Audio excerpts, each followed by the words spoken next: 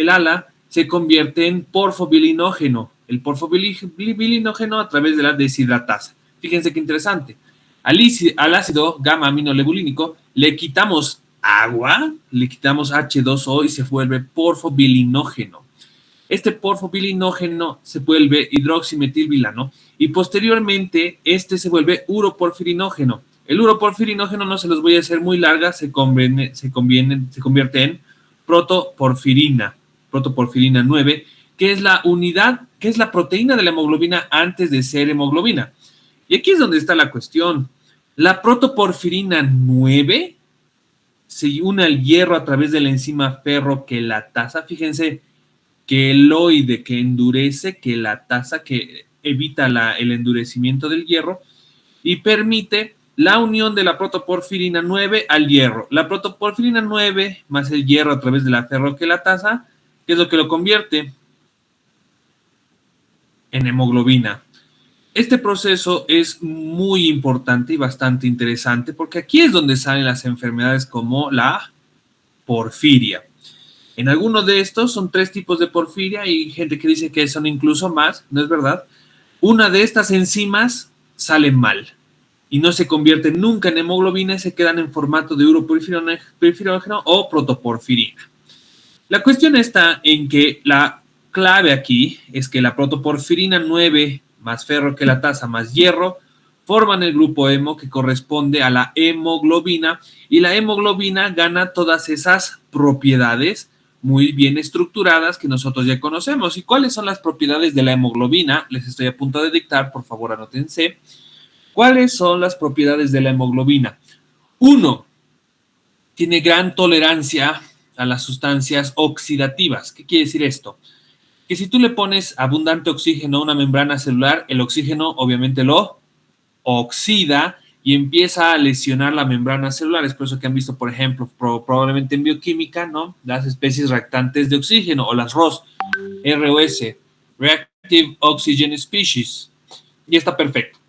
Lo segundo, puede unirse de manera reversible al oxígeno, que es la curva de asociación-disociación de la hemoglobina, ¿no?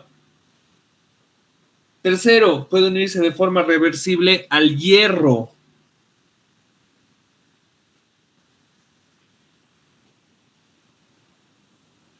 Cuarto, es bastante lógico, es hidrosoluble.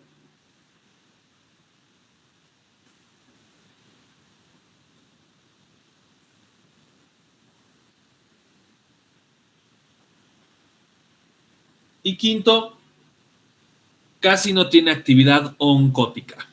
O sea, casi no jala agua. No tiene presión, casi no tiene presión oncótica, tiene muy poquito. Listo. Entonces, ¿por qué es esto importante? Acá está, ¿no? Las anemias y las enfermedades asociadas a cada fracaso de la vía. Fíjense, aquí está la vía con sus enzimas, pero ¿qué es lo que pasa cuando carecemos de las enzimas? Aparecen estas patologías. Déficit, por ejemplo, de succinilcoenzima A, ¿no? Genera anemia sideroblástica, que acumula hierro en las mitocondrias. Cuando yo les estaba dictando las propiedades de la hemoglobina, les había mencionado que esta se podía separar del hierro y se podía separar del oxígeno. En deficiencia del ala sintasa 2 no se separa del hierro y el hierro se empieza a acumular en las mitocondrias, las empieza a lesionar. Aquí el ácido gamma-aminolebulínico genera porfiria por deficiencia de ALAD. La porfiria es una enfermedad de la sangre, ¿no? Porque la porfiria literalmente hace que haya abundante protoporfiria, proteínas que no llegan a volverse hemoglobina. El porfobilinógeno, ¿no? Produce porfiria aguda, intermitente. El hidroximetilbilano produce uroporfirinógeno 3 sintasa, que genera la porfiria congénita de Gunter, que no son lo mismo, ¿no? Y fíjense aquí qué interesante. Acumulación de uroporfirinógeno 1 en piel, orina, fotosensibilidad extrema. Se acumula en la piel y la quema cuando le llega el sol. Deficiencia de uroporfirinógeno, porfiria cuteana tarda, que también genera ampollas cuando salen al sol. Además tienen trastornos del hígado y de la piel. Son pálidos y tienen las escleras amarillas. Y bueno, aquí está el resto, ¿no es verdad? Porfiria hereditaria coproporfírica. Copro quiere decir cobre, no caca, ¿no? Copro, el prefijo no solo es caca, también puede ser cobre, pero en este caso es enesis. El protoporfirinogeno 9, que es la porfiria variegata, y la protoporfirina 9, que es la protoporfiria eritropoyética. Entonces, fíjense qué interesante. Síntomas neurológicos y cutáneos. Piel con dolor solar con dolor solar intenso, es decir, se queman al sol, ampollas por sol, acumulación en piel, orina, fotosensibilidad extrema y, por supuesto, anemia sideroblástica. ¿Qué estoy describiendo? Un vampiro. Porque bajo esta premisa, esta no es una enfermedad nueva. Estos casos, ¿no?, de sensibilidad a la luz, piel pálida y dientes protruyentes se dan de la siguiente manera. La sensibilidad a la luz se da porque estas porfirias se empiezan a acumular en la piel. Estas manchas que ustedes ven aquí son quemaduras porque la piel se acumula, perdón, la porfiria, la proteína inmadura se ha acumulado en la piel y al llegarle el sol habíamos quedado que son coloridas, absorben el sol a expensas de quemar la piel, ¿no? Tienen piel pálida porque tienen anemia sideroblástica, hay acumulación de hierro abundante en sus mitocondrias, tienen dientes protruyentes porque, como dice aquí, hay acumulación de uroporfirina y al acumularse sobre las encías, estas empiezan a replegarse. Tienen aquí donde el protruyente hay una acumulación de porfiria. Y finalmente alergia al ajo porque el ajo está llenito de azufre. Por eso los chinos huelen tan horrible porque se la pasan comiendo ajo y huelen horrible a azufre. Y así va la cuestión en relación a la alimentación. Entonces, cuando tú le acercas un alimento azufrado a un paciente con porfiria, tiene una crisis porfírica aguda. Entonces, ¿qué es lo que hace una persona porfírica si no puede formar hemoglobina? ¿Qué creen que hace? ¿O qué creen que hacían?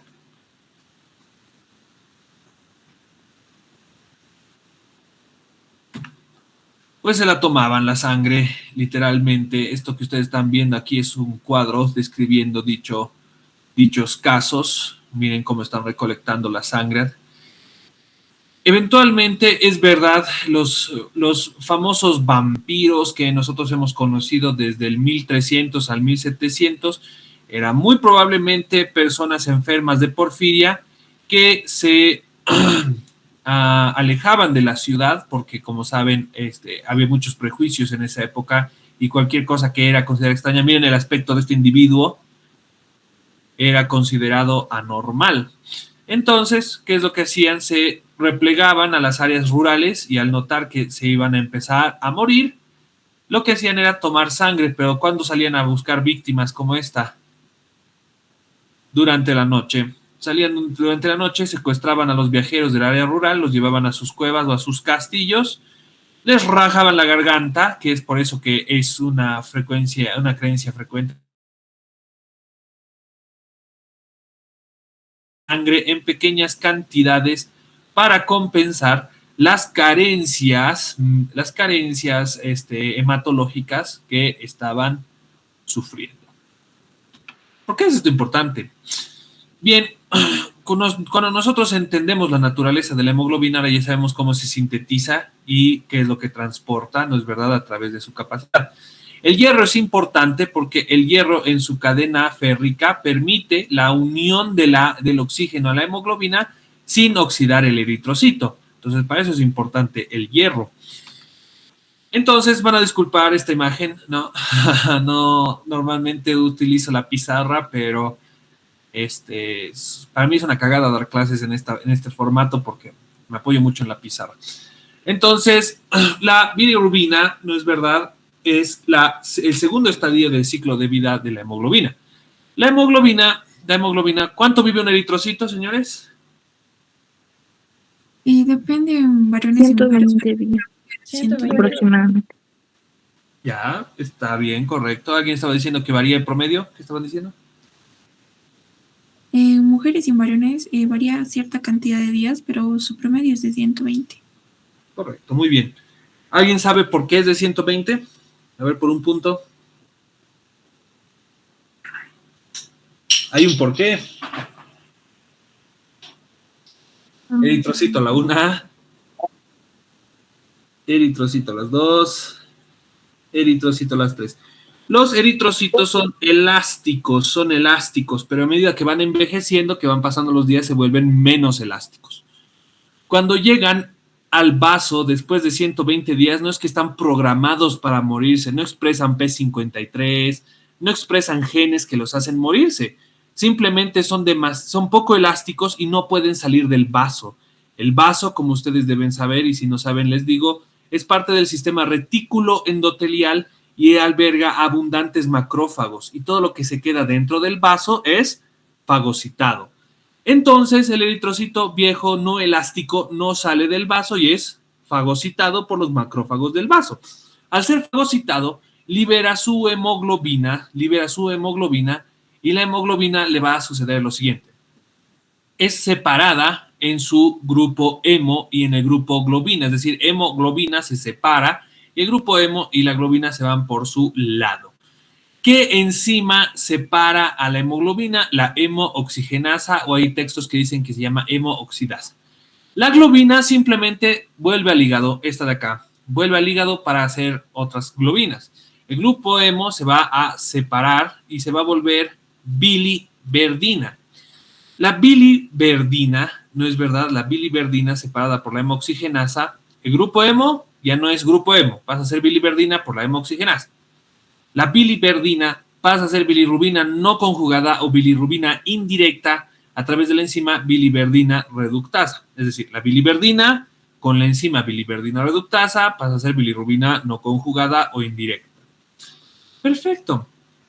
Entonces, la bilirrubina no conjugada o indirecta es transportada, porque no se olviden que esta es esteroidea, ¿no es verdad? No es de fácil transporte, no es hidrosoluble, entonces se une a la albúmina. La albúmina lo lleva al hígado. Fíjense, la bilirrubina no conjugada no se forma en el hígado. La bilirrubina no conjugada se forma en la sangre, en los vasos sanguíneos. La bilirrubina pasa a la célula hepática, al hepatocito.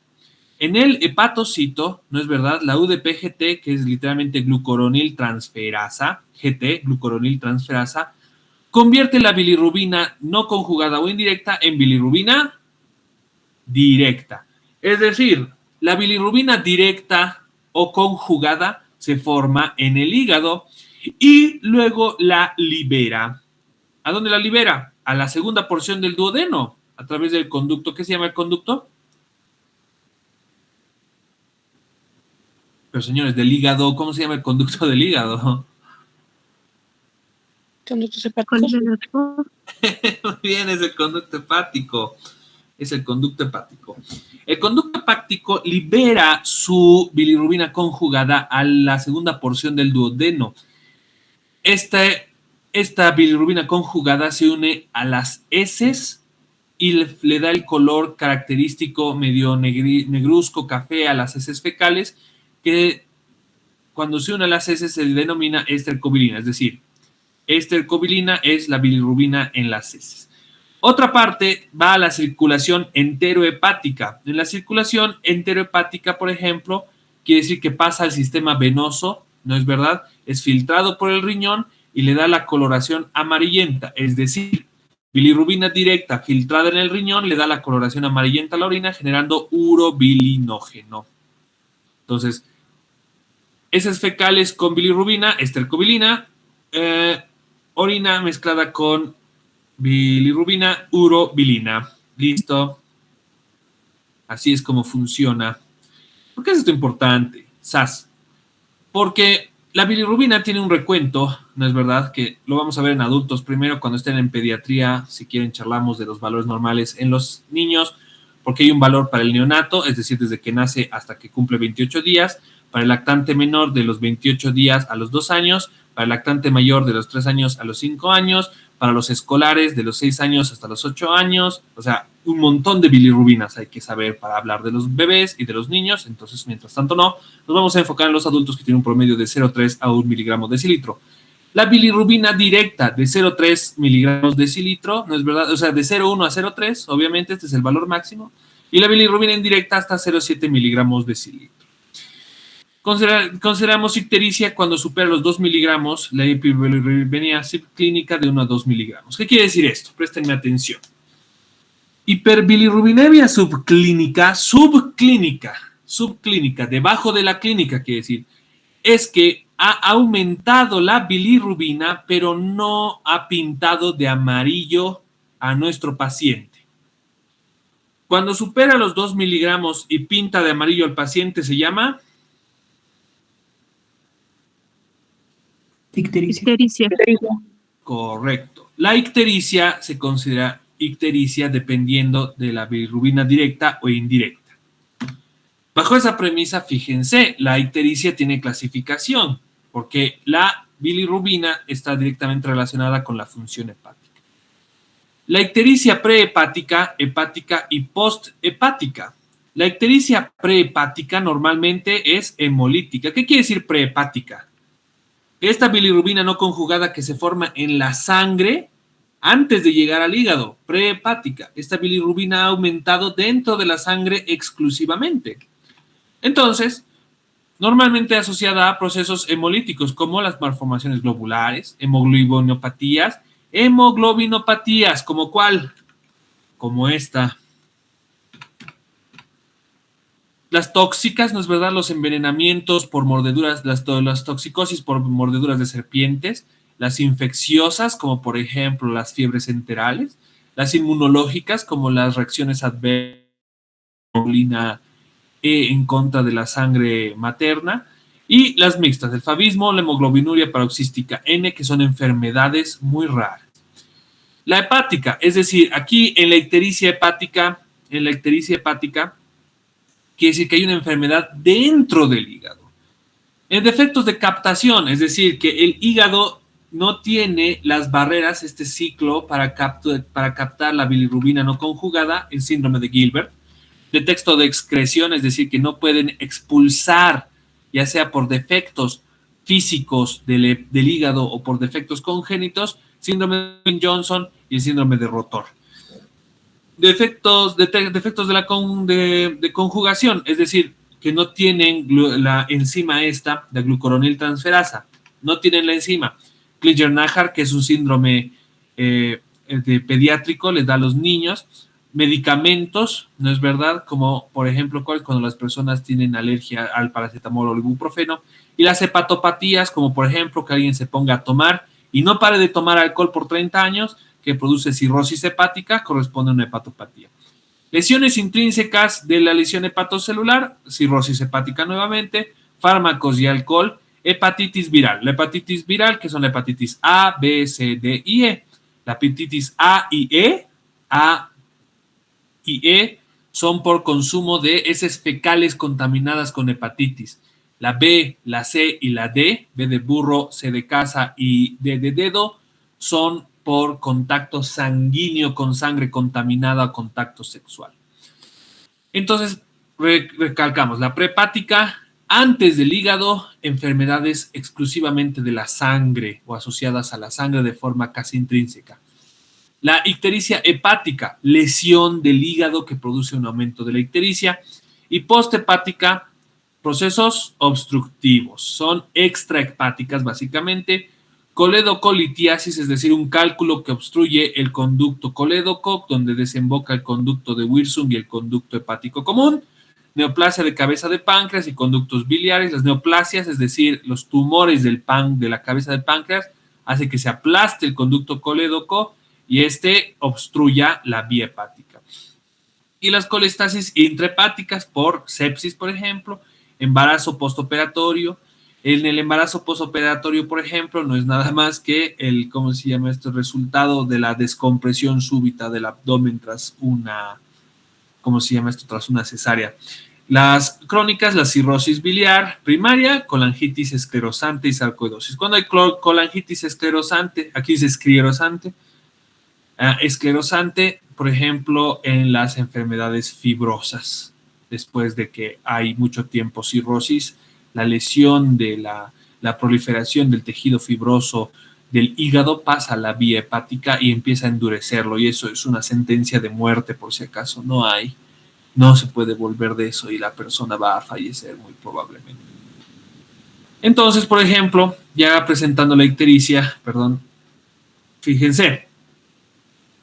Ahora, pregunta de raciocinio. Si el paciente tiene ictericia y tiene la bilirrubina indirecta más elevada, ¿qué proceso hepático es? ¿Prehepático, hepático o posthepático? Prehepático. Correcto. ¿Y la bilirrubina directa? Sería intrahepático, o no sé, dentro del hígado. Hepático, o también podría ser Poshepático. posthepático, correcto. ¿Y si ambos están elevados?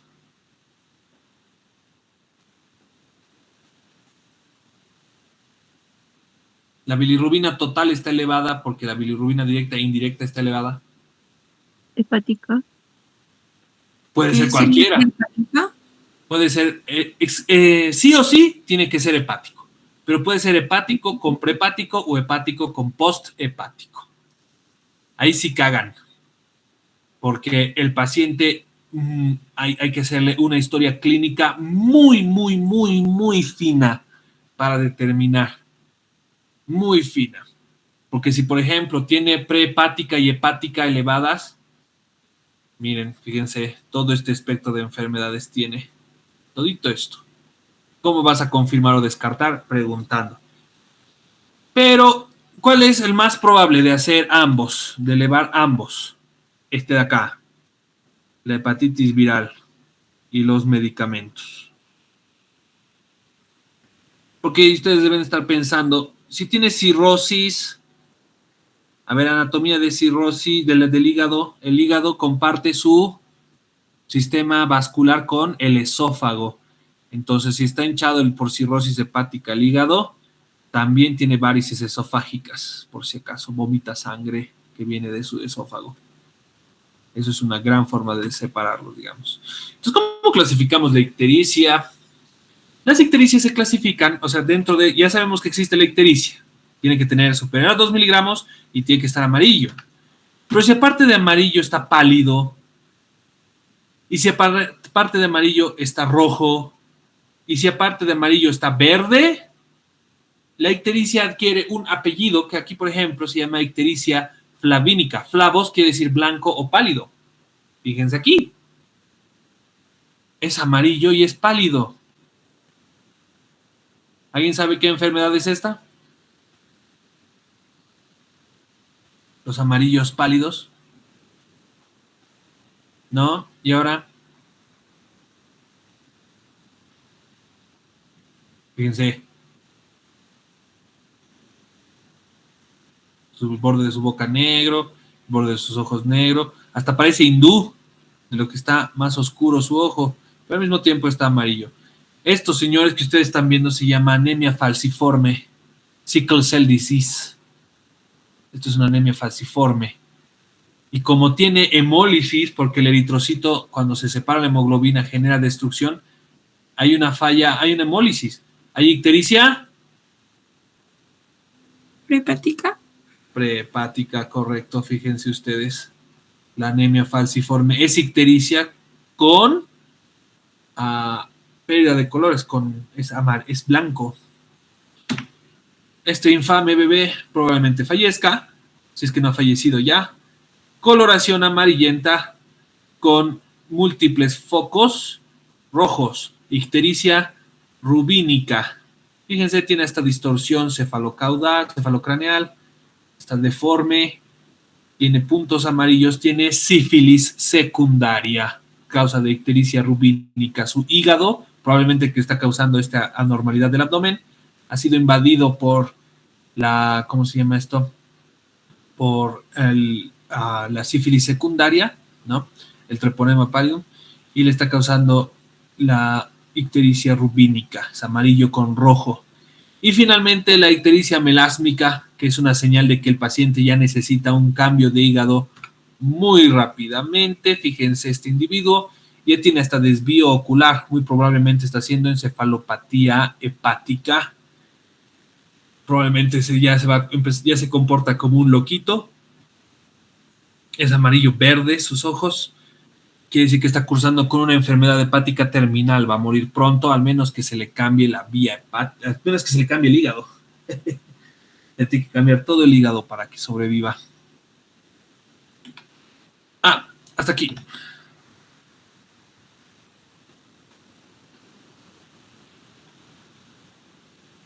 Muy bien.